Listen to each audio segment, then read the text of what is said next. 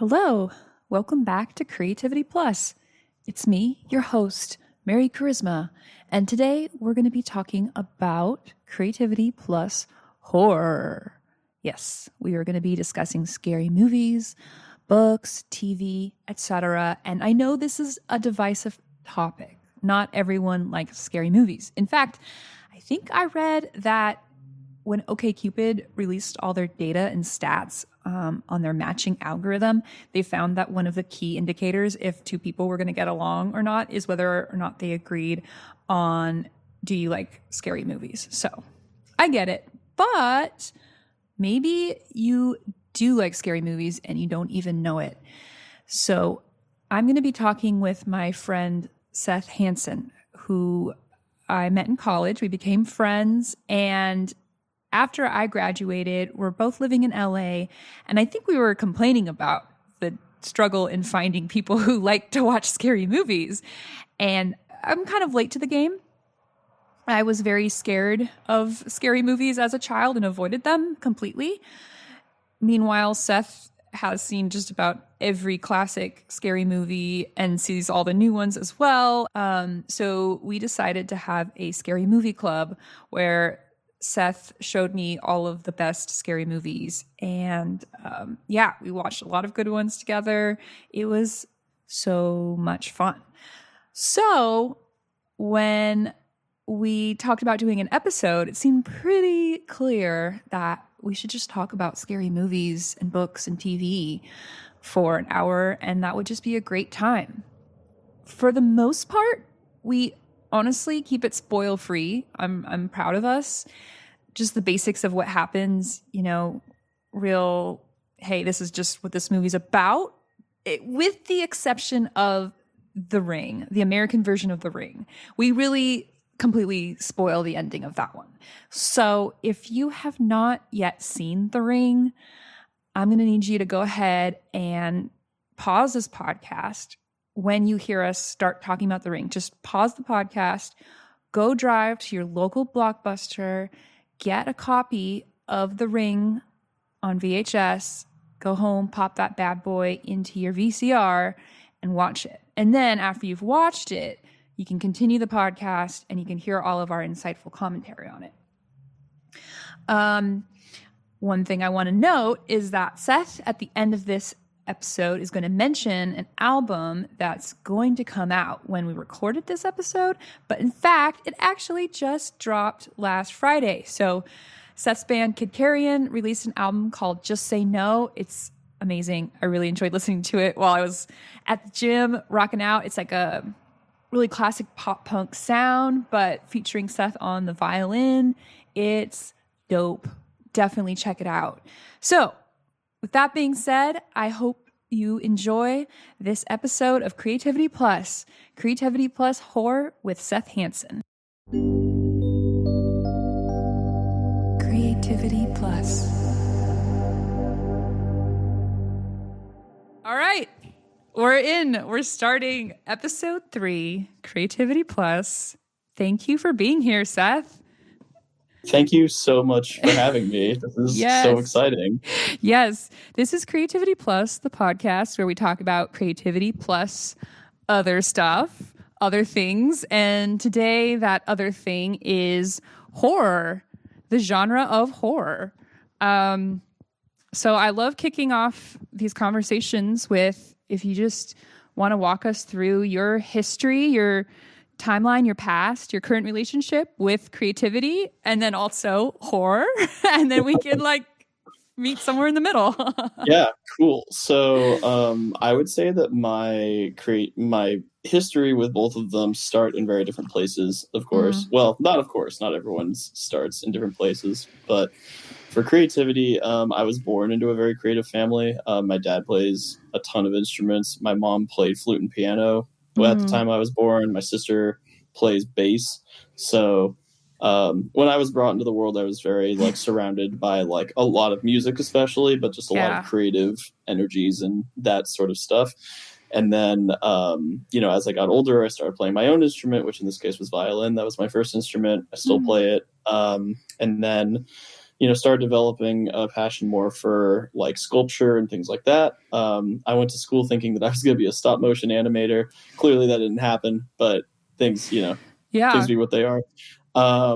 And yeah, so I've had I've had a lot of creativity in my life, basically throughout my whole life. It's very much a part of my identity, as far as like the art side of creativity specifically. And that like art sort of would extend to like music, but also to like, fine art, studio art, stuff like that. My partner, now fiance, actually, Congrats! Oh yeah, I totally forgot to mention that. I know I mentioned it to you before it was going to happen, but it has now happened, which is very exciting. That is amazing. Congratulations. Yeah. But she comes from an art background as well.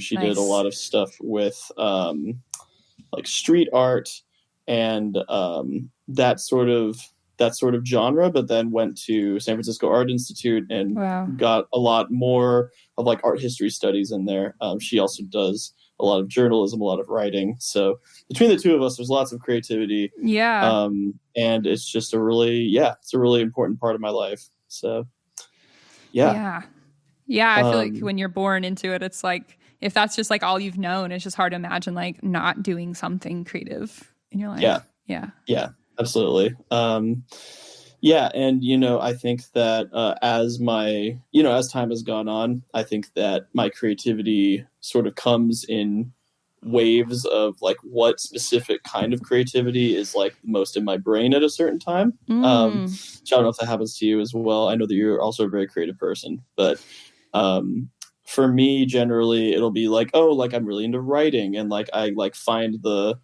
kind of vein and go down that, and then it's like, oh, like but music is cool, so now that's happening, and then like, but maybe like more like studio art stuff is happening, and then it sort of goes between those.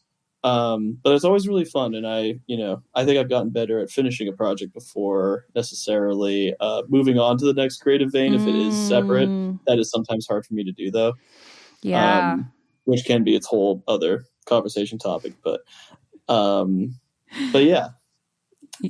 Yeah, creativity plus finishing things. That's definitely that could be a whole episode. But yeah, and then as far as horror goes, that is it's a genre that I love very dearly, but it's an interesting relationship I have with horror, I would say. I think that everyone that likes horror likes a specific kind of horror at their core. I think everyone has their favorite genre of horror. Everyone, even I would say, has a favorite way to consume horror, whether it's through film or through video games or even through, things like comics. Through books. Through books, exactly. And, I like a wide range of different mediums when it comes to horror. I think it's really, we'll get into it more, but the way that sorry if I cut you off. No, go ahead. Okay. The main thing I was going to say is that when, the way that I got introduced into horror first was through, I think it was actually through video games is the first way I was really like, this is something cool. Cause I do remember growing up, I was born in 88. And so when I was the age where I was old enough to understand what like being scared was, or like what, like, like you see something scary and you're like, oh no. But like, sometimes if you're a baby and you see something scary, it's like, I don't even know like what shapes are. So, That's so true. I think there's like so many little kids that are just seeing ghosts and we're just like, oh, they're just like a little kid world. Or it's like, oh, that's just like a shadow over there, so it's not scary. And then like when you're older, you're like, oh no, that's something that scary. Was really strange. But yeah, so when I was old enough to be cognizant of things to be afraid of, I like, there was trailers for, I think it was it was Bride of Chucky, which was like the fourth or fifth Child's Play movie. And it's the one where Chucky started being like hella like into pop culture, which is hilarious. But I remember the trailers being on for it and it just like absolutely scaring the shit out of me. And like, I couldn't be in the same room. Like, I don't know what it was about Chucky that freaked me out so bad, but so for a while I was like, scary movies, no way. No way. Like, I don't want to, Oh, wait, am I allowed to swear on the podcast? Is that I cool? think so. I think so. We can always beep it. Yeah. Okay, cool. I should have asked in advance, but I don't mind. Yeah. but yeah. So basically, like video games was, I think, maybe a safer environment in my eyes to experience horror, because when you play video games, you are the character, and so you're kind of in it, and in one way that makes it scarier because it's happening to you personally, but in another way you're in kind of a controlled environment where like you're the one going into the room, so you're kind of expecting a scare to happen, as opposed to if you're watching someone else, then you're like, I don't know what they're going to do, like I can't control them. I'm just watching the action happen. It's like, don't go in there, don't go in that room. Totally. Yeah. It's like that feeling of screaming at someone, like, why would you do that? That's super dumb. But I think one of my favorite horror video games when I was a kid, and one that I think really like opened my eyes to horror as a genre, was the Silent Hill series, which is just a really special horror series to me, at least the first couple. You can argue the others. There's a lot of them out there now. But the first three, I would say, are really the big, like, heavy hitters of like that series. So what was it about that? Like seeing that first one for the first time, like what was special about it? Yeah, so the first one I played was Silent Hill 2, which is the one for the PS2 originally. There was actually a remake of it that just came out, which looks incredible, and I haven't played it yet, but apparently it's very good and very faithful to the original, which is exciting. Nice. But I think the thing that really got me going about it was the fact that it had, it was horror in very much like a abstract metaphorical way, but in a way that was still really deeply unsettling and weird and scary. It's basically like, so to just summarize it really quickly, the plot of Silent Hill 2 is you're this guy named James. He's just a dude. He's just like he's a guy in the world, and he gets a letter from his wife asking for him to meet at their special place, which their special place is in Silent Hill. The problem is that Mary has been dead for like 3 or 4 years. Oh, so no. You're already like, ooh, it's spooky. Oh, that is spooky. I'm intrigued. Yeah. And so James goes to Silent Hill, and immediately you're like, this is weird. Like, the town is completely overrun with fog. It's very hard to see anything. You see these odd sort of humanoid shapes kind of moving around in the background, and you don't really know what they are. And one of your first items you pick up is a radio, but all it does is just start staticking when there's an enemy nearby. That's all it does. Oh my God. And that's just terrifying as it is, right? That's perfect. Yeah. It's like, oh God, it's somewhere nearby. It's coming, but from where? Yeah. And so you're trying to figure out the mystery of what the hell is even going on. As you go on it, though, it becomes less of a story of survival, although survival is a part of it because you don't want to get killed by the horrible, weird monsters in the town. But you start to realize that all of the monsters and all of the horror from the game is coming from James's own trauma and his own sort of past. They're all connected to sort of what the central theme of it is, which I'm not going to spoil it in case if there's anyone out there that hasn't played Silent Hill 2. It is a very rewarding game to play. I haven't. I want to play it now. Yeah. But you'll start to see things. You'll see monsters that are like, I don't know how someone thought of this. This is a crazy design. Like, one of the early monsters in the game is called the Mannequin, and all it is it's just a set of 4 mannequin legs all shoved together, and they walk upright and they just swat at you, and that's like the enemy. You're like, how would someone think of that? That's horrifying. That's horrifying. And they're kind of like bizarre. Rusty and bloody, and it's fucking gross. But when you start to get into the game more, and you sort of reveal like James's past and like his relationship with his dead wife, especially, there's a lot of things about pretty much all of the enemies in that game that start to reveal that the town is a reflection of James's own sort of trauma, and it's a reflection of him working through that trauma in a really like. So that's kind of the premise. It's just James going through like his mind palace, but there's just like all this horrible but shit through happening. The form of these like gory, like bizarro monsters. Like, I think that leads into something you kind of touched on earlier of like the subgenres, because that's kind of like psychological horror. Yeah, which 1000%. I don't know. Personally, that's like my favorite genre, where it's like this reflection of the inner and the outer. And like, I feel like it's a genre of like fiction that's like specifically like so apt to discuss trauma, you know? And like, what is like, let's visualize trauma. Let's make trauma like a metaphor, you know, a very long running metaphor.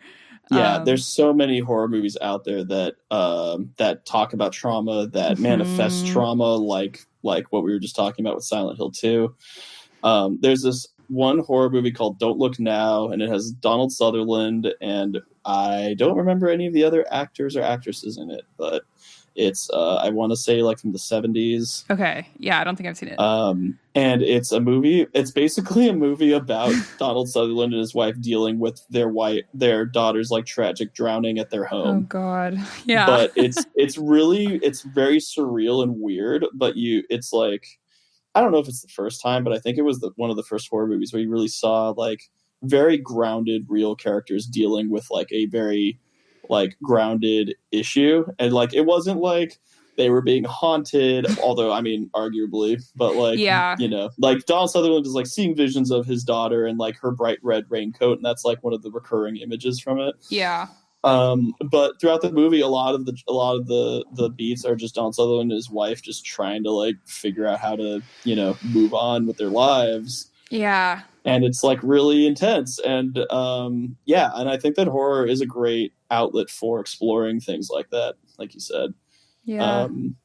Now let me ask you, one reason why I thought that, well, we kind of talked about the subject of this podcast, but I thought it was fun because I know that our friendship, a lot of it is bonded over us watching horror movies together, separately, etc. Yeah. So my question to you is, do you have a favorite genre of horror movie? Yeah. I mean, definitely the psychological genre, but I like ghost stuff.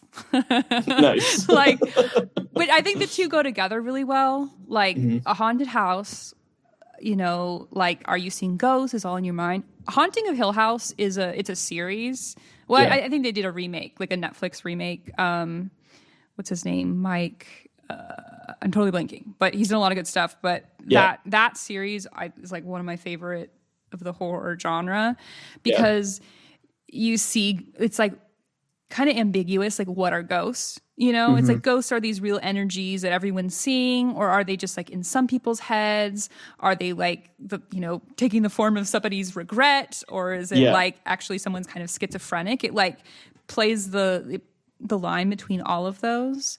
So I guess I believe in ghosts, and I find them really scary. But then also like I think you can do so much with it, you know, like someone's past coming to haunt them, like, you know, the way that like the living have to question themselves, like I don't know. I think it's really it has a lot of room for really interesting I don't know, story to be written. Again, because the perspectives, it's like, some of the characters are like, don't touch that, like, don't mess with that diary, it's obviously haunted, right? And then, you know, how you have characters that are like, ghosts aren't real. Yeah. There's always one of them. Yeah. Which in Haunting of Hill House, they do it so brilliantly, I think, because it's like about a family that lived in like a very haunted house. And there's like a range of ages of these siblings. And so you see the younger kids being so much more affected as adults than the older kids. Because the older kids are kind of like, you know, they're becoming teens and they might see weird stuff, but they're not like playing around the house and like having these like ghost encounters, you know, which we touched in the beginning. It's like, I think that a lot of like young children are like experiencing that. Yeah. And then also folk horror, I think, is really cool too. Yeah. You know, just like the ritualistic. Like, because I think it's playing on something very real. Like, it's like, and people actually believe in what's in like rituals, and like that there are, you know, spirits on the other side that we connect to, or monsters that are very real. Like, I think it touches on something, I don't know, like the scariness of it. Like, it feels genuine. You know? Yeah, I think there is something interesting to be said too about the what that can say about like kind of like societal, like, you know, organized, or like types of organizations within society, like, you know, be it religious ones or just like groups of people that all believe in something really strongly. It's like the one movie that I'm thinking of when you said that is Hereditary. Yeah.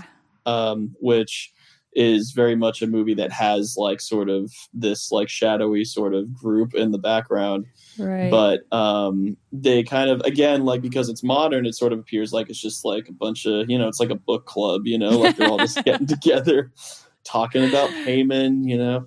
But I think that side of horror is, I think it's that has a potential for a lot of like social commentary for sure. And in fact, I think a lot of Ari Aster's, well, not a lot of, he has not that many, but I think like, I would say like Hereditary and Midsommar in particular. Oh, yeah. Those are two that I think deal a lot with sort of like horror as like sort of a sociological kind of perspective. Totally. It's kind of like touching on, you know, the ritualistic part of it, but like, yeah, the group think. It's like people driven to madness, that like doing horrible things, and it's like maybe these people wouldn't necessarily do it on their own, but in this group, in this culture, they're like seem to be raised like that. Or like, yeah, Midsummer is a really good one because I think it walks you through that process. Like you can kind of feel like, okay, because they're like drugged, they're in this like crazy environment where they don't really ever, it's never night, so you're all super disoriented, and it's kind of like, oh, we're in a new country, let's just, you know, be chill and like try out the custom. Like you go on that journey with them, and makes sense when like things start to unravel and people start doing crazy stuff. And it's like, you know, because if it came out the gate with the cult, like, you know, showing their true colors and like all of the rituals, you're like, well, most people would just leave, right? And it's like, I think it's impressive that way that movie makes it so you're like, yeah, I get why they feel isolated. Like they have no choice. Yeah, it's the horror. It's horror through normalization, right? Yeah. Because it's like, yeah, from the outside we see it and we're like, yeah, it's really like fucked up and weird and like they're killing people, but then like it's the normalization of that kind of a system and that kind of a society. And you know, like you said, like growing up with it, being a part of it, it's something that you don't really, it's like you take for granted that, you know, those acts are something that could be morally wrong, you know, and it's like who is teaching you those morals at that point? And it gets into that whole realm, which I think, you know, I think that kind of thing is always something that you know, us living in societies, different kinds of societies, not even Western society, although we have our own problems that I, you know, sure we could talk about another whole other tangent, but I think just like, you know, it's the horror of like, yeah, something being so banal or something being so like everyday, and yet that act can be something like that's very, very, yeah, like kind of reprehensible, right? It's like, have you ever seen The Wickerman? That's another good one. That's one of the next ones I want to watch. It's a cult one. Yeah. But it's very similar. I would say the vibe is very similar to Midsommar. Like, it's a lot of like horror in broad daylight, you know? Yeah. I think, also Christopher Lee is in it, if you're familiar with him. He was Saruman in Lord of the Rings. Oh, yeah. Okay, cool. Yeah, it was one of his like early movies. When was it made? I think it was the 70s, I want to say. It's got a lot of iconic moments in it for sure. So it's also one of those movies where I feel like I can't really talk about too much because it does all build up to like the last, I'd say 10-15 minutes where like literally all the iconic stuff is from.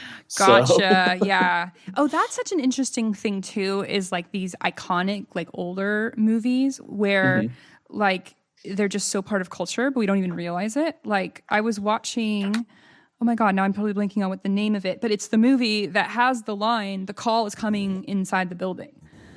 Oh, I think like, is that Black Christmas? It's Black Christmas. That's it. Yes. Which was really good. You know, it was creepy. It's like, you know, this college sorority house, and then like the sorority sisters are going missing and all that. And it's just like when they actually say that line, it's like, oh no. But it's like wild that like everyone knows that line, like the calls coming from inside the building. It's like, how many people have ever heard of Black Christmas? It's like just...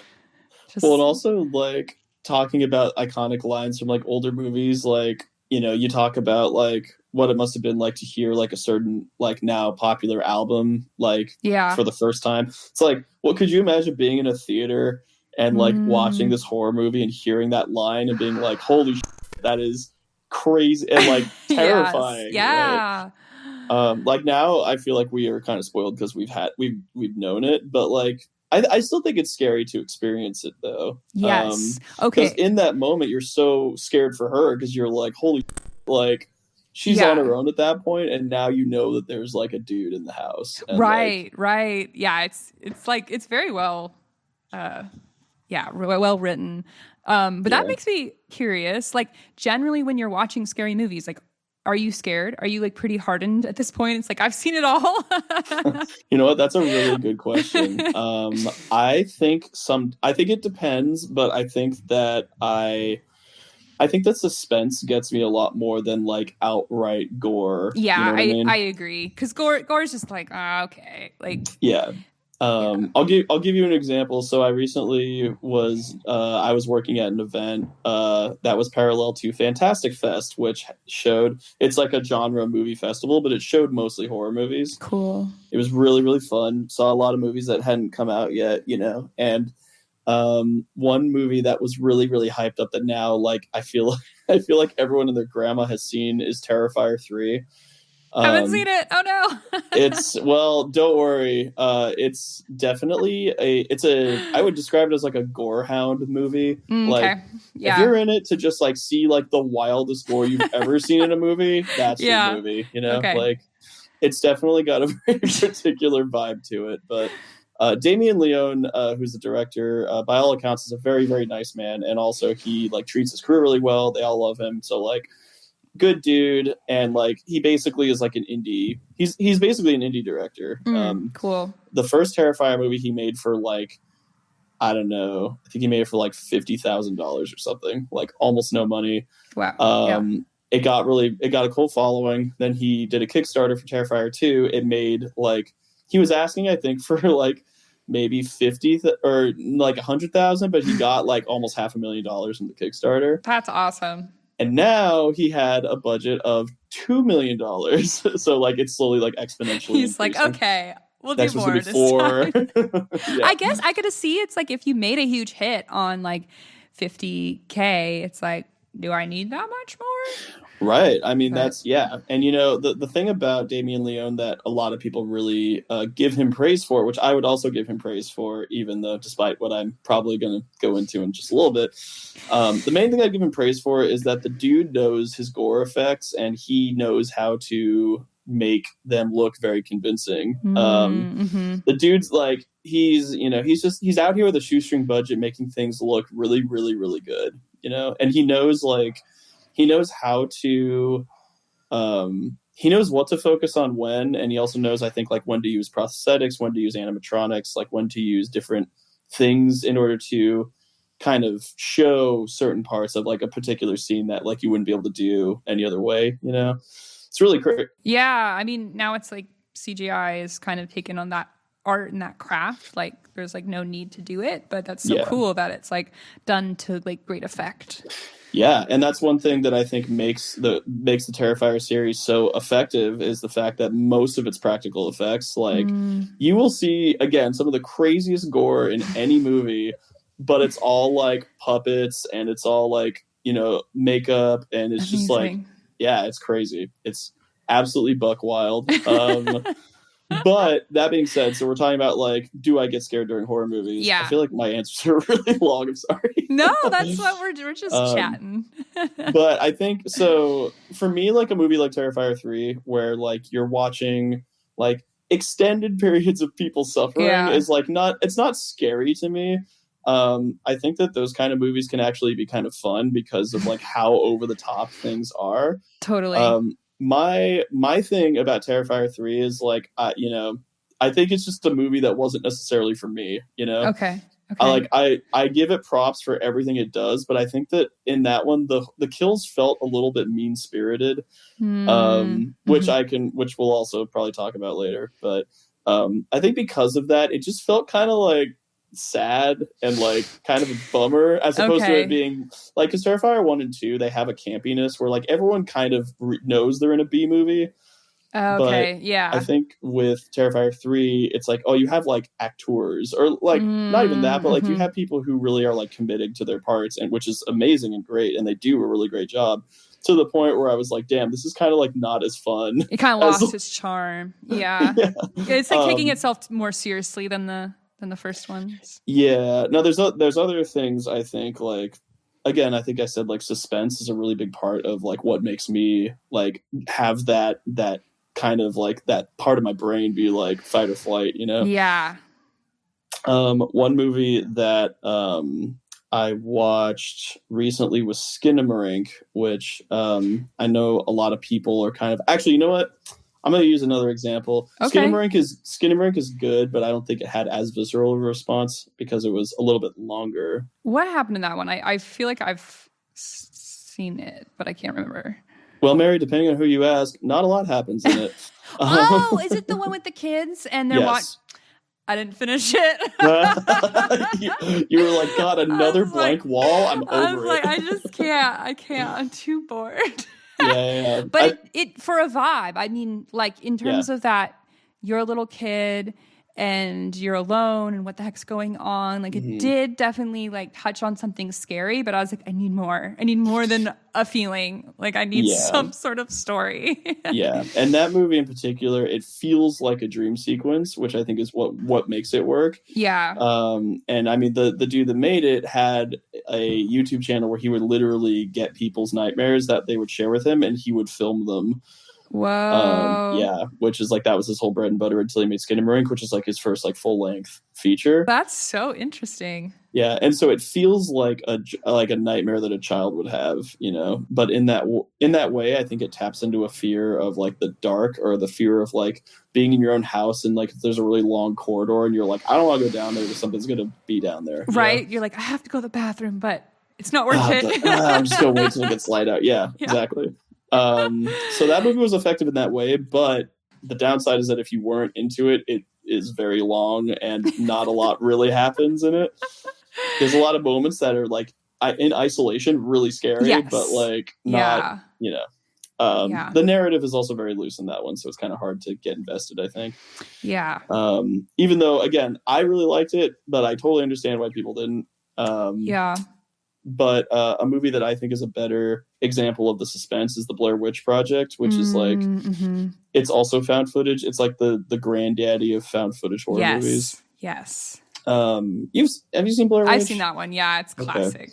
Okay. And I think like what's so effective about that movie is, again, like it's that fear of the unknown, and it's like, it's just like the imagery that movie puts in your head, of like, I know there's something happening right off camera, but I can't see it, and I can hear it, and I'm like, again, like, why are you going closer to that sound? Like, right. It's almost like some of the most effective, I think, scary parts of a good horror film is like things that aren't shown, like the implication, because sometimes they'll like, you see the monster and you're like, that's kind of lame, like I feel like I don't know, I'm trying to think of a good example, but there's definitely some movies where you like it's building up, then when you actually see the monster, it loses the like fear, whereas like the way that it's like all implied is so creepy. And like the end of Blair Witch, like when they find the house, like that, like from there to the end is like some of the scariest it's so scary. And like and I think it's because of that build, and because, again, you've been with these people, you've like been here out in the woods, and the whole movie's been so grounded in reality. So when they come upon this house in the woods and you're like, what the is that? Like, how did this get here? Yes. Oh my God. Yeah. So scary. Because it's like you feel like there's been this presence the whole movie, you know, and it's like you're seeing peaks of it, and it just is full. It's like, yep, we've been here, we've been watching you. Yeah. And like even now when I think of like the very last shot, like before the movie's like credits roll, like it still like gives me like like it's just so creepy and well done, Yeah. I think Paranormal Activity is like another good one. I think in that similar, the like realistic, like we're just recording the video of what's been going on in our lives, and it's getting pretty weird. Yeah. I mean, Paranormal Activity was like a phenomena, Yeah. kind of like Blair Witch, honestly. And it was also found footage, and it was also very low budget. And I think both have the like now, I think if you were like a teen now and like you had heard so much about it and watched it, I don't know if it would be as scary, but like when we first saw it and it was like a lot of like, is this real? Was like, did we just find this footage? Did like these people just record their experience? Like I think it, has that, like, it feels beyond just watching a movie. It's like, I'm watching what actually has happened in real life. Sure. Yeah.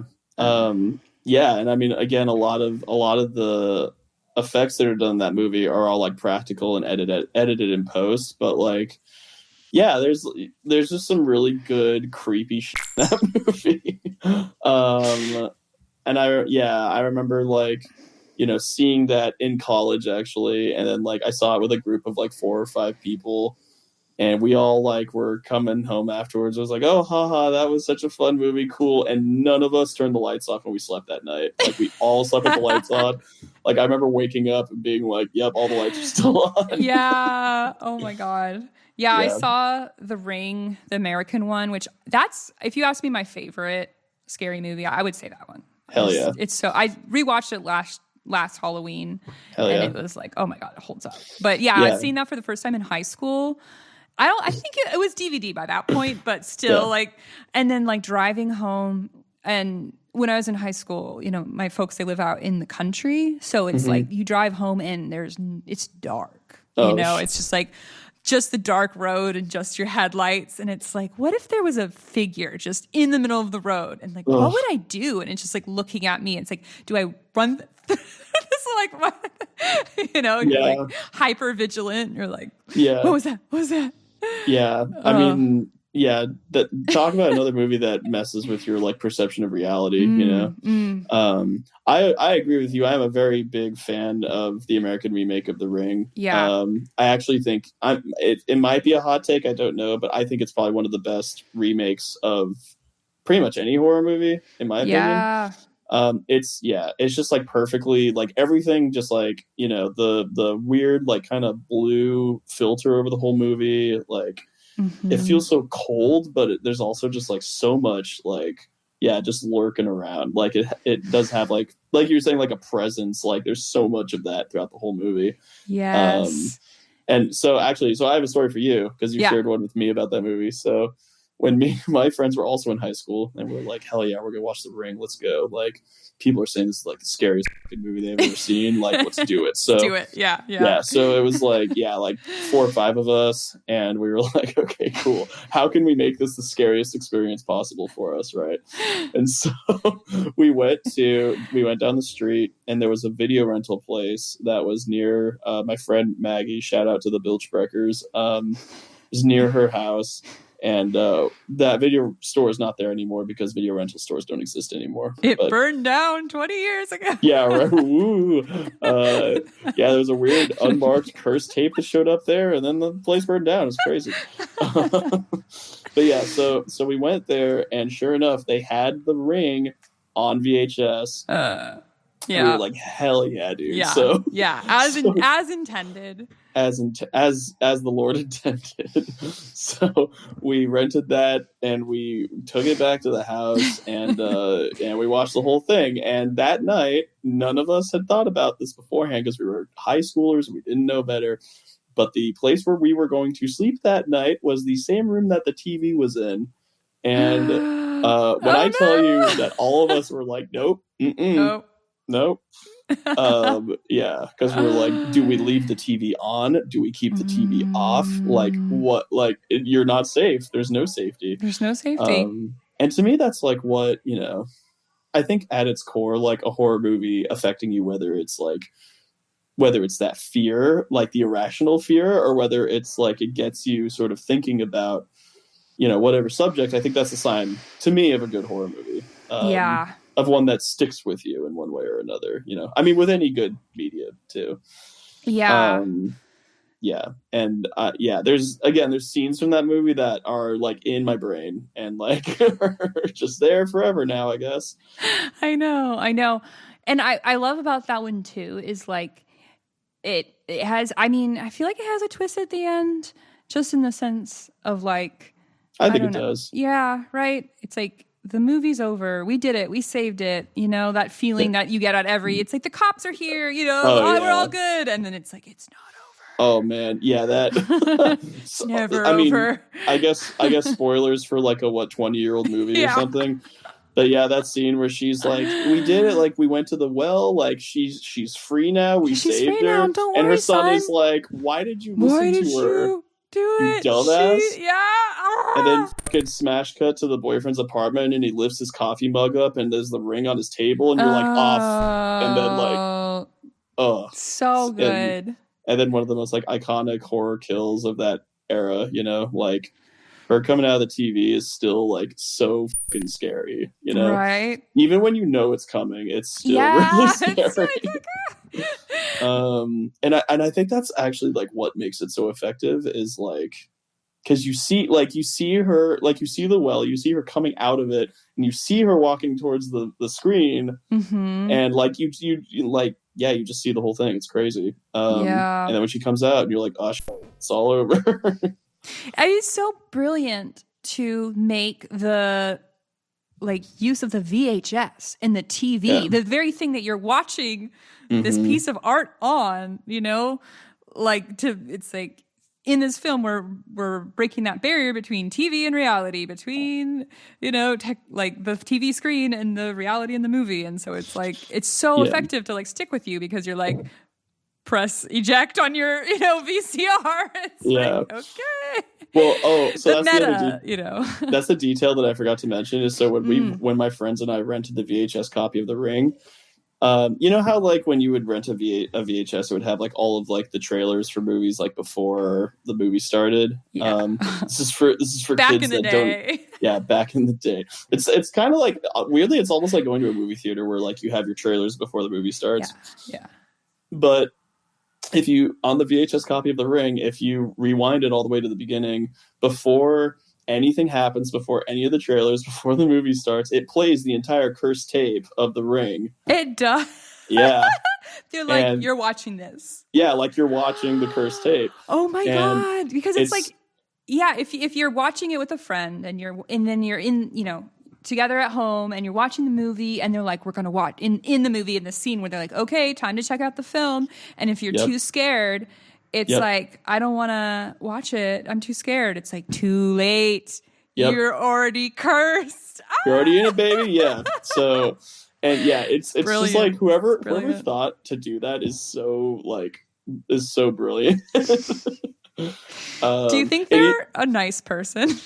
Yeah, right? Yeah, totally. Just brilliant. Well, and even when the curse tape, like when it plays all the way through at the beginning of the VHS, it stops and it cuts to black and you hear a phone ring a couple times and then it goes to the trailers like nothing ever happened. Oh. And it's just like it's like nothing ever happens before the trailers. It's like trailers then movie. Yeah. Like what? Like to use that space as a medium for your film. Exactly. Like I'm sure there's other ones out there, but I've never seen another movie that does that, which is also what makes it so like off-putting and cool. Yeah. Man, horror is pretty cool. I know. Go ahead. Oh, well, I was going to say is I was thinking about this today kind of in preparation for the episode, and it's interesting to think of how like horror kind of how people use horror to connect to sort of these like deeper feelings of things. Like for The Ring, I think a lot of it is like the fear of othering and like a lot of like the fear of the unknown, because like you know, as it so happens, Samara turns out to be just like a evil fucking child, which is like, you know, whatever. But she also is raised in this circumstance where, like, you know, she is like abused and she's othered, and like she's ultimately killed because people are afraid of her power. Right. And then that is what causes the curse to happen. And I think a lot of horror that affects me, or horror that kind of like what we were saying at the beginning of the episode, like that really speaks to, like, you know, a true subject of of things that are horrifying, that you know, just manifest in different ways. Yeah, like something that we can actually, like a feeling that we can relate to. Like, even if we can't relate to seeing like this like demon child, but like, yeah, like you're saying, like, I think this, I don't know, in The Ring, I think a lot about like the nurture versus nature, like theme there, you know. It's like, because our protagonist, she's like, gets to the point where she's like, you poor child, like, I'm gonna save your body from the well, and I see why this all happened, because you were so wrong. And then it's like, they did that because she was very evil. Yeah, but it is a question. Yeah, you know? It's like, what, did she deserve that? She was a child, like, right. Well, and it's also like, it's, you know, when like the curse tape like thing happens, like it's her putting her spirit into it, but her spirit at that point was already corrupted, right? Like, is there a universe where Samara could have like lived a happy life and maybe having avoided all of this? You know, because like, I think we learned that like her mom was very overbearing and perfectionist, and like her dad was like always scared of her because of her powers. So there was always kind of this like feeling that she was maybe raised in a way that kind of naturally brought out the darker sides of her. And because she had power, that was just extra fuel to the fire of like, I can kind of do whatever I want, you know? Right. And it's like the parents' fear of that power. So now they're trying to control her. Now they're like, you know, traumatizing her. And so she's reacting to that. Like, yeah, it makes me think of like, you know, there's people who are like the psychopath. Okay. Like psychopath and sociopath. Like, I think sociopath is the one where it's like, you can feel emotions, but you're just like very confused around that. Like, you don't know how to connect to people. You don't understand. Whereas like the psychopath is like the emotionalist, like doesn't feel. I think it's the opposite. It's the actually. opposite. Yeah. Okay. Cause the one that it's like, you don't feel, and it's like, oh, the killer, like the emotionless killer. It's like, there'd be people that have that like just neural makeup, but they're not like, don't experience like childhood trauma, and just like, you know, don't become killers. Yeah. But then it's like this sort of like recipe for like pretty intense, like, it's like you don't feel the emotions of others, and then also you were wronged, or like, you know, had a traumatic childhood. And so like, I guess what I'm saying, I think in like the Ring example, you know, it's like kind of seems like both of these things are at play, where she's like born, you know, to your question is like, is there a world where she grows up and like it's okay? And I feel like yes. Like, I feel like it's like if she had like some cool like witchy mom who was like, you know, that'd be awesome. And she's like teaches her to meditate, and like it's like, no, you got to channel your power. Like, I understand like the frustrations can take control, but you just got to like breathe into it. You can't let your power control you. And like, I don't know, I see it. It's very like, with great power comes great responsibility vibes, you know? Right. Yeah, kind of like, it's kind of like Superman, right? Because like Superman, like, you know, is an alien who fell to Earth from another planet and just happened to land in the backyard of some of like the most wholesome, nice people on Earth. Yeah. And so he turned out good. And, you know, there's so many Superman stories about like, what if, you know? Yeah. A lot of them are really fun. There's one called Red Sun, which is what if Superman's crib fell into Russia instead of the US. It's really, really fun. What if? Yeah. What happens? I mean, so much happens, but it kind of like, well, what's funny about it is that it kind of implies that the existence of Superman creates the existence of other like superheroes and villains, you know. So therefore, what you have is like Russian versions of like a bunch of like other heroes. Like you have like a Russian Batman who's like, because when Superman grows up, he's raised by Stalin, of course, because like Stalin is the most powerful person in Russia at that point. He's an alien. He's like, hell yeah. And so basically like the USSR is like Superman's like US, you know, like that's like his identity. And because he's raised by Stalin, he like basically like has this sort of normalized, you know, horror through normalization, this sort of like idea of like, oh, like, you know, communism is the best, except it's like a dictatorship, you know, but it's like, oh yeah, like this ideal is what I want. Yeah, Stalin's the coolest. Right. And so because of that, you have Batman who becomes like an anti-communist rebel who's like trying to fight for the freedom of the individual and like overthrow like the USSR, and it's awesome. Yeah. I guess, well, I'm trying to remember the exact details. It might be that Batman is like, no, like I believe in like true like socialist communism, whereas like Superman is about this like dictatorship, authoritarian kind of communism. Interesting. Yeah, he's like the powerful should rule. Like, I mean, I could see where he's coming from as of like a very powerful person raised by another very powerful person. And I think it's like, from what I remember, it's just kind of Superman being like, this is just how it is, buddy. Like, it's just life. No hard feelings, but I'm just like the ruling class. So like, what are you gonna do? And Batman's like, that's very wrong. You should not believe that.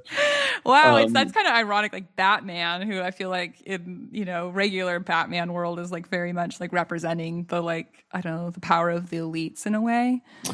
Right. It's so interesting. I mean, Batman as a character is so fascinating, like in general.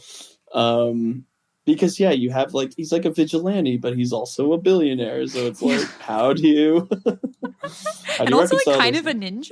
Like oh, definitely a ninja. Like not maybe. Like one like was trained by Ra's al Ghul, absolutely a fucking ninja. You don't see that every day, folks. you don't. Yeah, I mean that's what God, I love Batman. Batman is he your favorite superhero? I think it's a toss-up. If you're gonna ask me like mainstay superheroes, I would say Batman and Spider-Man are probably my two favorites. Yeah. But then there's like a whole slew of others. Like Nightcrawler is amazing. And it's kind of Halloween themed because he's got like, you know, the blue skin and the tail. I think what I love about Nightcrawler though is just like how nice and chill of a dude he is, even though he you know, like he has the curse of like looking how he does but just being like a super nice guy, but everyone is like, look at that freak over there, and he's like, I'm just trying to like hang out. Like it's a good message, you know. It's like, I'm just trying to be me. Yeah, well, to go on a very quick tangent, I know this isn't really about horror, I swear I'll try it's to all good. It's all good. But there's a really famous X-Men comic called God Loves, Man Kills. Whoa! And it's really a very important, I think, X-Men story.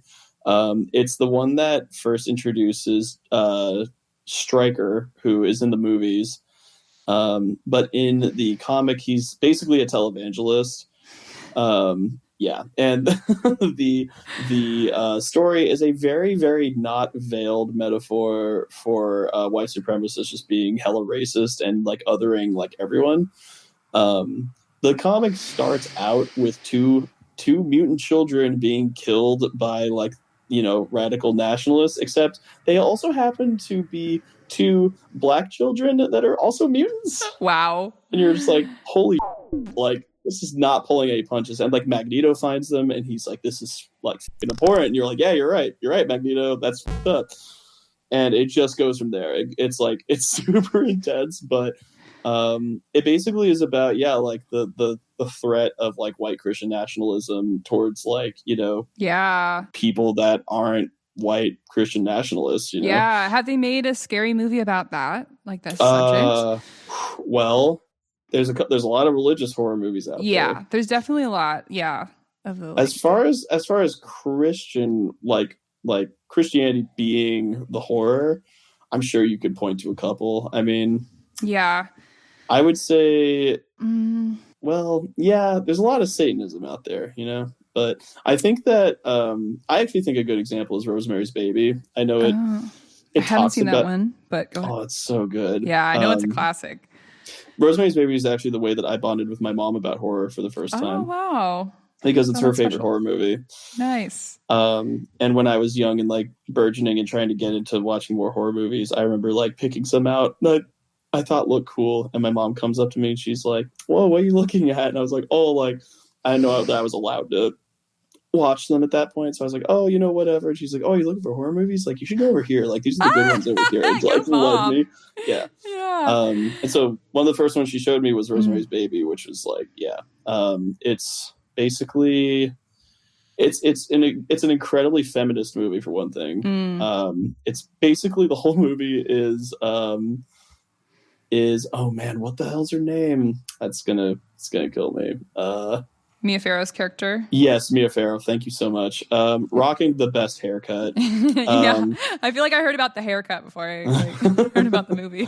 It's very iconic, but it's basically Mia Farrow being gaslit the entire movie. Like that's it. That's the movie. Yeah, But there's like a certain there's a lot of Satanism in it, but I feel like the way that they act is very reminiscent of how like people at like a church congregation or like any other sort of like enthusiastic religious gathering would act in that situation.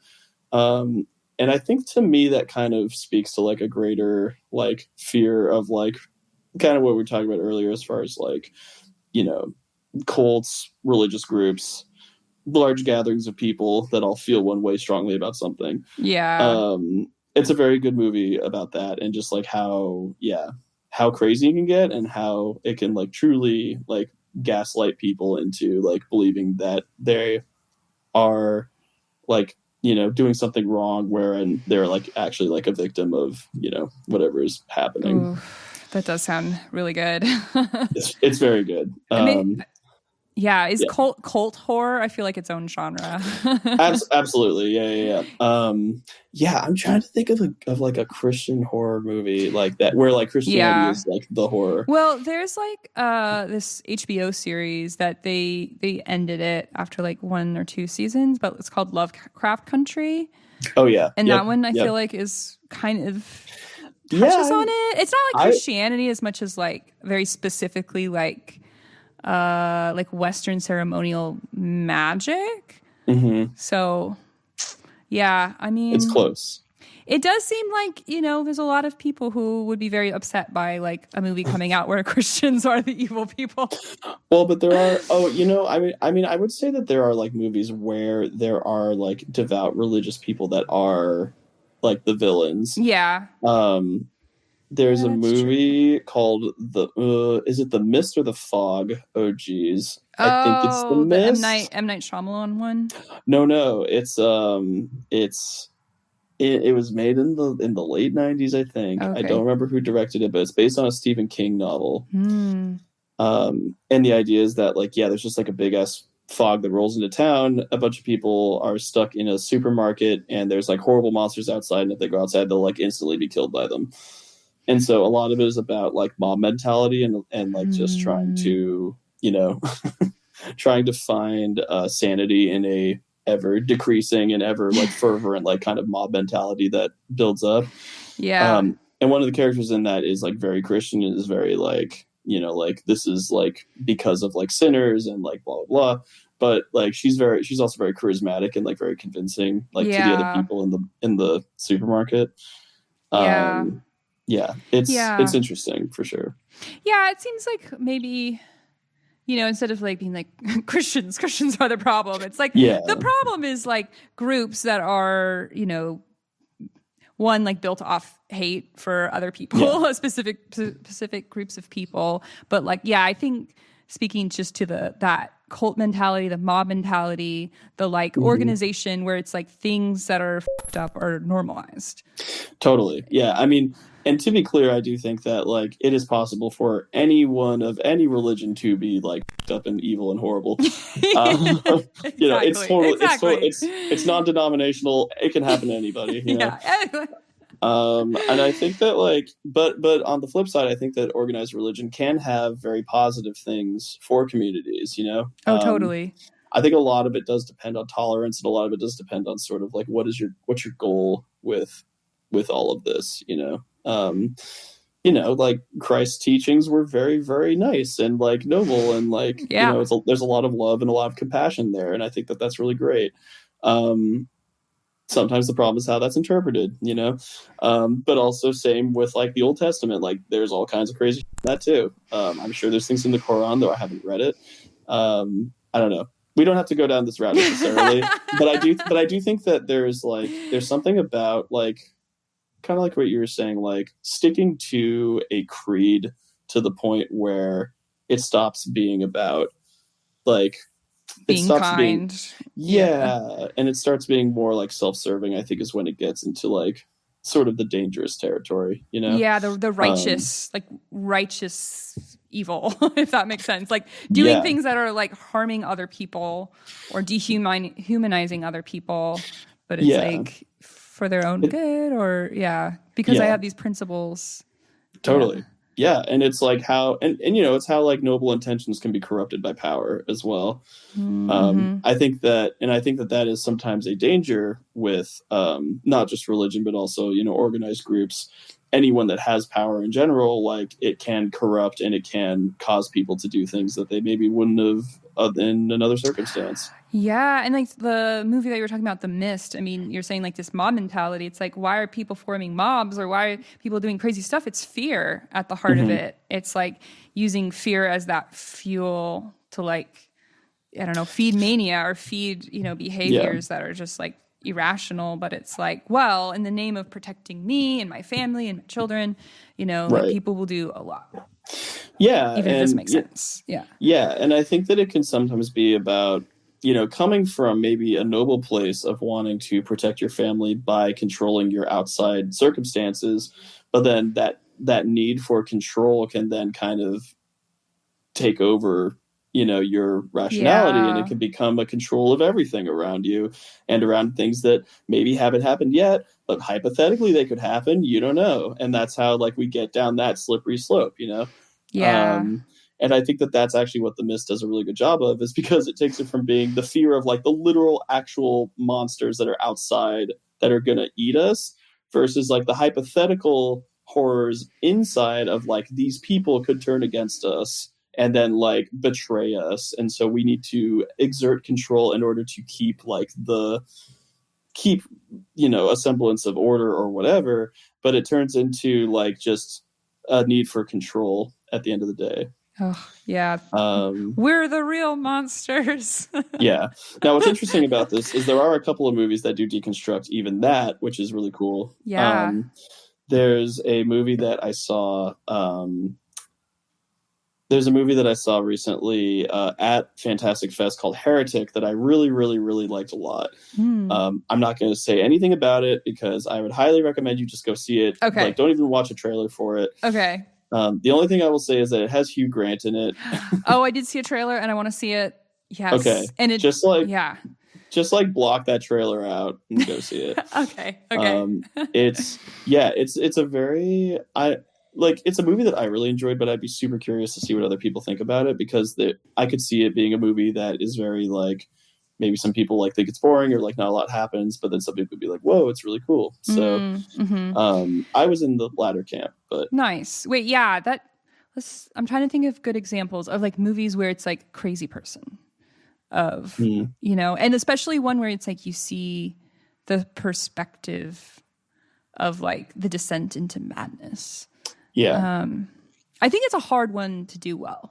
Like hard. Yeah. Like, I don't know. Like I want to believe, like understand why this person is acting the way they're acting. Mm-hmm. Like, I don't know. That was my problem with that one, The Menu, which I think was cool. Like I enjoyed the experience of watching that movie for sure. So, but I just didn't understand how he went from a friendly fry cook to a like, I'm going to trap them all. Well, that's the thing, Mary, is he was that way the whole time. There was no descent. It was just a plateau of him being that way. He looks so happy in that picture. It's because he is happy. He's fulfilling his dream of, of making this course. Like, I thought they were trying to pull it off like, oh, I was enjoying being a small town fry cook, and then I blew up and got success and famous, and then I had to be around all these annoying rich people, and they just annoyed me so much that I want to kill them. Well, I do think that's a part of it, though, and I mean, I think it's like, because in the movie he talks about like his journey to getting where he is, and but I do think that movie is like also very funny, like, and I do think it is funny in a kind of intentional way, like just how absurd and like crazy a lot of it gets. And just like the devotion to the craft, like being, so deep is like, I don't know. I think it's pretty funny. But yeah, I guess that maybe is the theme of it. If like the intensity, like I feel like the world of cooking, like fine cuisine, like being a chef, it's like the pressure and the like intense focus on your craft and your skill, and like that in like just generally being kind of a toxic environment. I feel like it's a good I'm trying to like I think a movie where there's like a slow descent into madness. I'm trying to think of another good example, but I will kind of circle back and say that, Silent Hill 2, I think, is actually a pretty good example of that. Oh, yeah. Because you have a character who, like, he's your main character, so you're following him the whole time, and you're seeing things pretty much only from his perspective. But as you go through the town, you find other people who are also in Silent Hill and that have been brought there for different reasons. And you're not seeing what they're seeing. And so, like, a lot of the time they'll be saying stuff and you're like, that sounds crazy.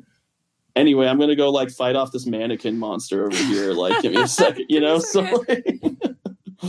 like, yes. Yeah, like, there's, I don't know. It's, it's definitely, it's a game where, like, you kind of don't realize, like, that there's been a fine line of kind of delusion the whole time until you get to a certain point. You're like, oh yeah, that's like, actually, I think a good one that comes up for me on that of like the descent into madness, the turning of the screw, which is like, I'm sure they made film adaptations, but I've read the book of it, which for that subject, I mean, reading a book is the unreliable narrator, I actually haven't read Turning the Screw.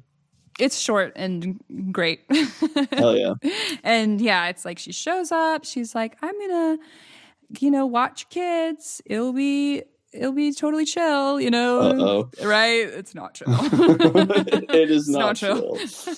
And it has the great theme again of like, ghosts, are they real? Are these kids being terrorized by ghosts, or are they just like evil? Are they just little shits? Like, it's like very, very, and I think I read it in high school and like on the theme of like ambiguity. Yes. Yeah. So that's a good one. That's so, and going to books and literature now. One of my favorite short stories is The Yellow Wallpaper. Oh, yes. Man, talk about like, I mean, that's also a descent into madness for sure. But man, talk about like effectiveness of language and like just being able to describe like, just the ways that things are described in that book are just so weird and off-putting and unsettling. And like, it starts real chill and then it's not chill all of a sudden. Just certain things. And again, it's like, it's one of my favorites because it's like not gory. It's not even really like, I mean, it is very scary for sure. Right. Like, but it's like, what happens? Yeah. Kind of but like... And again, it's also a very, I would say it's a very effective piece of feminist literature as well. Definitely. Is why you shouldn't lock your wife in a upstairs room for. It's not good for people to be locked in. How long is it? Like a month or something? I don't remember, but it seemed like a long time. And it's just like, oh, you're so sick. We need to like Never let you Yeah. get any sunlight. That will help. Oh no. Yeah, there's like yeah, again, without spoiling anything for anyone who hasn't read it, but I there's like a moment where it's like my husband asked me if I wanted to go outside today, and I said no, and you're like, uh-oh. Yeah, oh man. That really makes you wonder too. Yeah, because it's like, I think you get this vision of the husband is like, oh, so controlling, and it's like, oh, is she just like, she's the one creating the trap for herself, but it's like, maybe it didn't start like that, and maybe that's what it's become, or maybe it was always she was like up in her head. I don't know.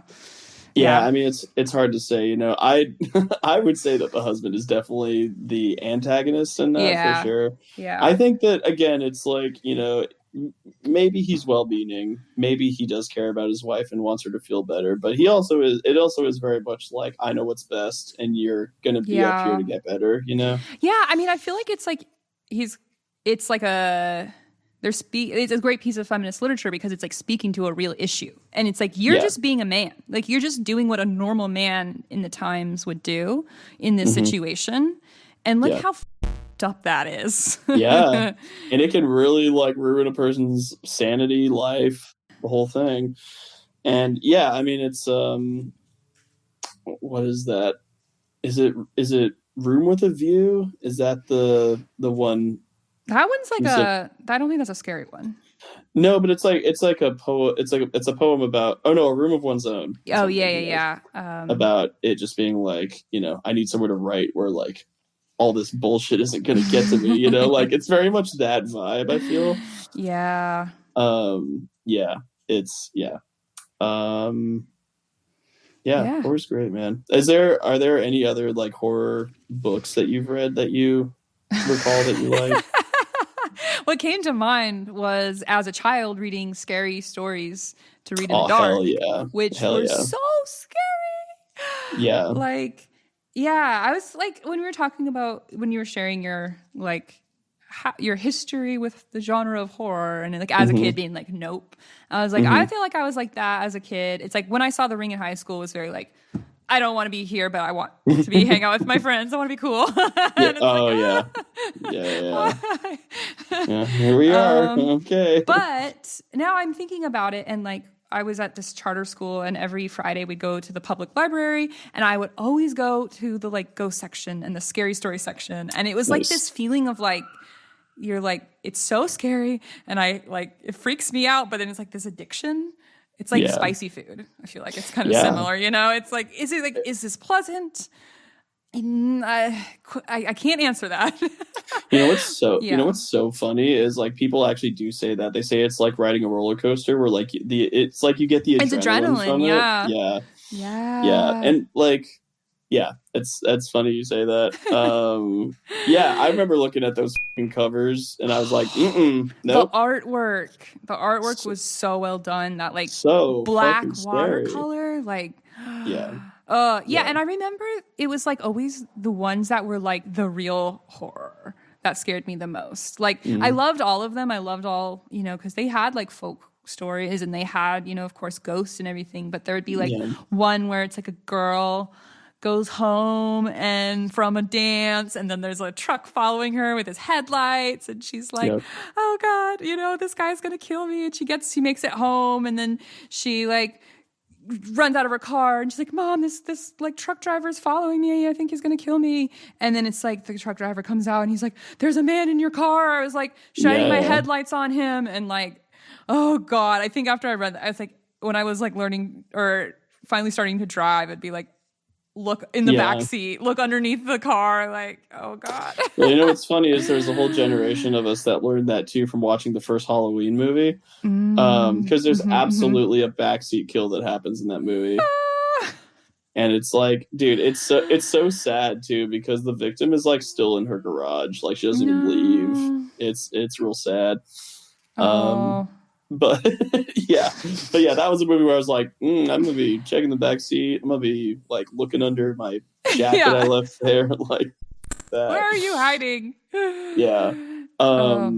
Something too that this makes me think about, which I don't know. I'm not sure how long the episodes normally go for, or if Yeah. Usually like an hour-ish, so, Okay, but cool. yeah, please continue. Yeah. Well, one thing that I kind of wanted to touch on, possibly to round this out, but also just to kind of talk about it, is that one reason I think why I'm drawn to horror as far as like a creative sort of side is like, all of these stories that we've been talking about so far on this podcast episode, these are all stories that like can only really be told through horror as like a genre, And I think that horror as a genre is so like, it's such a cool way to tell stories, like, like obviously there's like slasher movies, there's movies that are a lot more straightforward and like a lot more about the scares, but I think there's just something about the way that a horror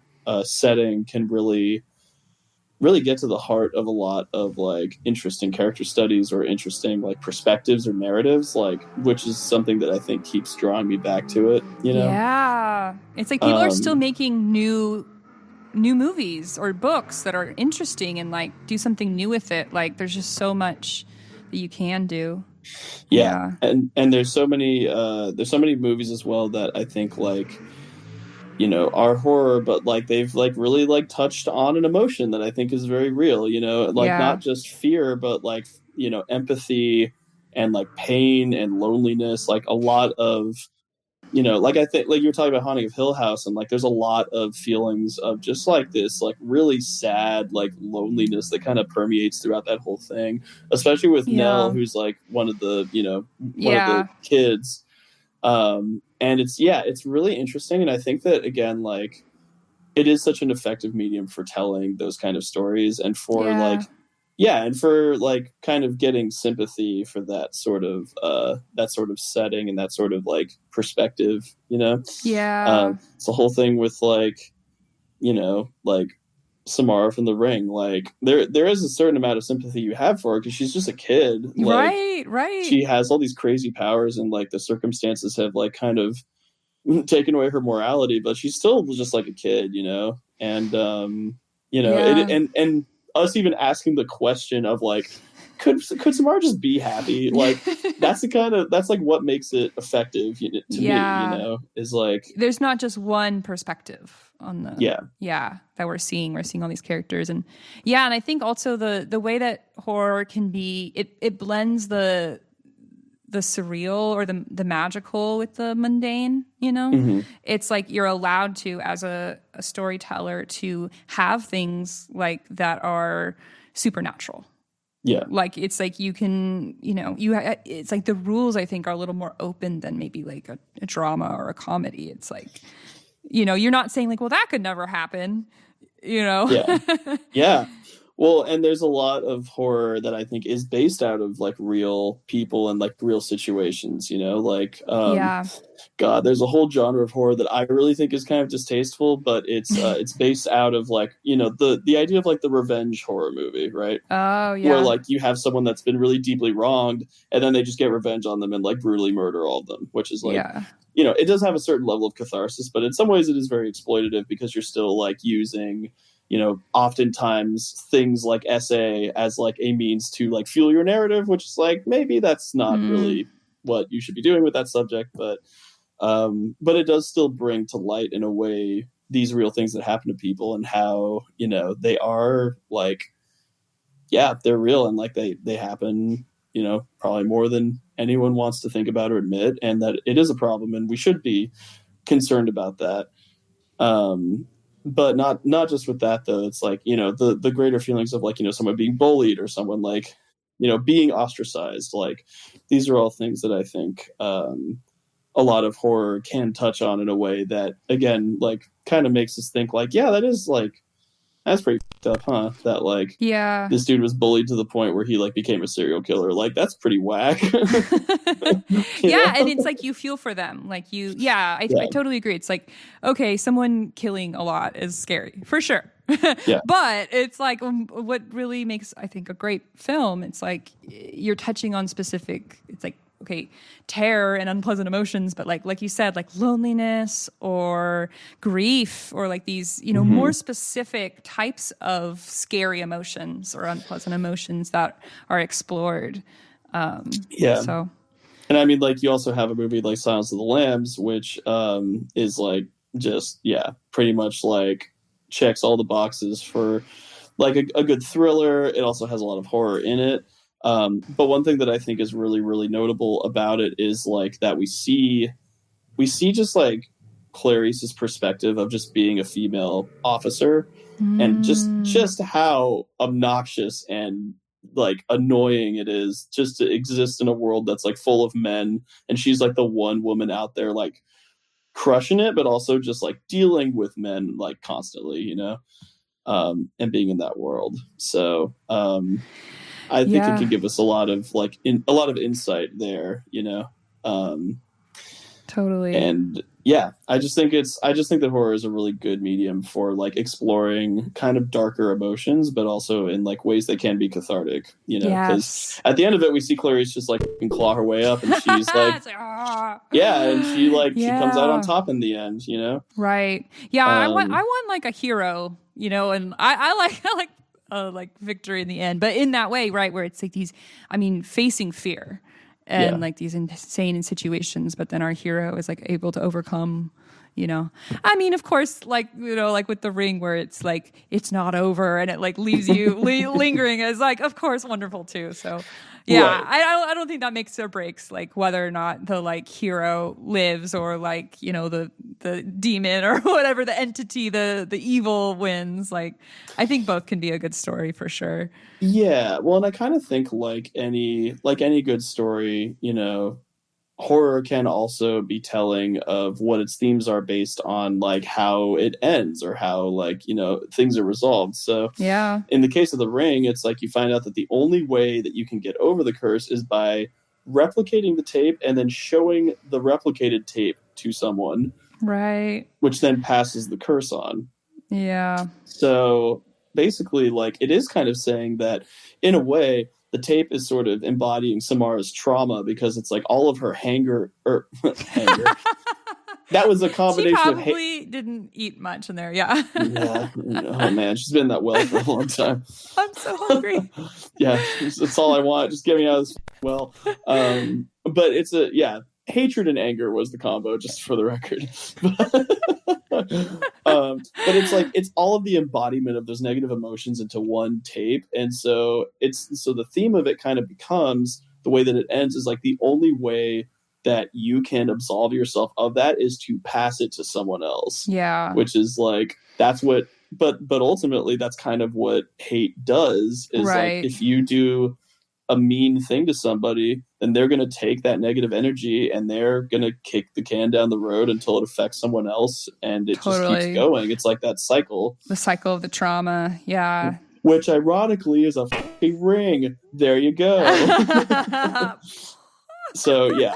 So like, again, The Ring's amazing. I love it. But like, and that's why it can't really be a happy ending in The Ring, is because like, even if you get over that cycle of hatred, it's going to keep going to someone else, Yeah, exactly. And it's going to literally like kill them, which is, kind of a bummer. Kind of a bummer. Kind of a bummer. On that note, I think it's about time, but I want to ask you a few lightning round questions that I've been doing, and they're super not related to what we've been talking about, but I'm ready. Here we go. First one. I mean, this could be related. A book that has like really affected you, or like you recommend to everybody read, or you gifted a lot, that kind of thing. A good book. Yes, good book. Well, I'm gonna keep it themed to the genre we're talking about. There's a book that I did not mention, but I was thinking about it, but now I can mention it now. It's called House of Leaves. I've heard this is good. It's real good. It's very much a psychological horror book. It looks very large and with a lot of pages, and it is, but it's not as long as you think it is, because the formatting of the book is very crucial to how it is experienced and read. And when I tell you that some of the pages look a little funky, that's brilliant. Yeah, it's really great. I almost don't want to say anything else about it. Yeah, don't say anything else. Just Everyone go read it. I'll go read it, Yeah, and then we'll talk about it. House of Leaves. Go read it. It's great. Yeah, Love it. that's me. It's like The Ring. It's like using the medium that you're. Oh, so good. Yeah, like House of Leaves could not exist not as a book. So. I love that. That's like Perfect Blue. Perfect Blue could not exist not as an anime, in my opinion. Oh my god, we didn't even talk about horror and anime. God damn. Yeah, but we'll have to do another one. Yeah, Perfect Blue's next like episode. Amazing movie. Yeah. Okay. Second question: what is a habit or a life hack that you have been enjoying lately, or something that you've just started doing that's been cool? Habits that I've been doing. Honestly, drinking more water has been a really big one. Just staying hydrated, dude. Yeah. You know, like it is a shock how staying hydrated can change like everything about like your body, your emotions, just like your disposition in general. Like it really is crazy. Yeah. Seriously. Yeah. Like drinking 2 cups of water right when I wake up has like been a huge game changer.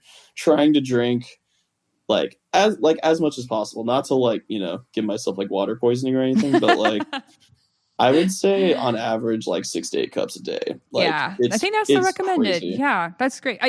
I've like been thinking about that, like just how much of like our emotional stuff is like you're just a little hungry or thirsty or you need a walk or some sunshine, like how much like our physical stuff is like it's like I just feel so stressed, and you know, and it's like you just need to do a few more like human maintenance things and they go a long way. Yeah, and I mean two quick points to that quick lightning round question. This is no longer lightning round. I'm so sorry. It's okay. The two things on top of that is that first off, if you have a hard time having access to filtered water throughout the day, like if you're on a long gig or you're at a venue or whatever, what I found is if you get a water bottle, if you buy a water bottle, just don't throw it out. Just hang on to that. Like just get that water bottle, refill it whenever you can, however you can. Yeah. Even if it's just like a plastic one that you buy from 7-Eleven or whatever, like it's your water bottle now. You can refill it. Having the water bottle, game changer, and bring it with you when you go places. Yeah, and it's like that's a really good way to be sustainable, but also like to just remind yourself, like, oh, it's empty, I gotta go drink it. So that is a good life hack. Okay, and last question: what advice would you give to your younger self? Oh man, well. I guess, there's a lot of things I would tell my younger self, but I think the big thing I would tell my younger self is, people are going to say whatever they will about what you're doing at any given time. They're going to tell you all kinds of stuff. They're not going to understand your perspective on things because they're not you. So you should just do what like makes you happy. And if you do that, then that's like, just prove them wrong by doing what you love. Yeah. That's what I would say. That's it. That's beautiful. Thank you. Hell yeah. And thank you for being on Creativity Plus. This has been so much fun. Of course. Yeah, this has been so much fun. I feel like there's so many more things that we could have talked about with this topic, which I thought it was way too specific, but this has been really fun. Yeah. We'll definitely have to do another episode. I feel like there's a lot more creativity subjects that we could definitely talk for hours on. So yeah. Cool. All right. Until next time, Seth. Yeah. Thanks so much. Until next time. Wait, before you go, is there anything you want to like plug right now or / like where can people find you? Oh yeah. That kind of stuff, little Seth promo. Man, Seth promo. Yeah, I mean, I do have a couple things going on. My band, Kid Carrion, has our album coming out from the taping of this recording. Not sure exactly when, but hopefully, a couple months out from whenever this episode comes out. Oh yeah. There's also, that's the big thing. We have an EP coming out, or an album coming out. So sorry. Amazing. What's the album called? The album is going to be called Just Say No. And it's like 30 minutes. It's like indie punk. It's going to be fun. Awesome. Very excited about it. I guess that's really the main thing I would want to shout out. Otherwise, just like, be good people, stay hydrated. That's what I would say. Amen, brother. Hell yeah, dog. Hell yeah. All right. Yeah. This has Cool. been real. Until It's next been real. time. Okay. Bye, Seth. Boy.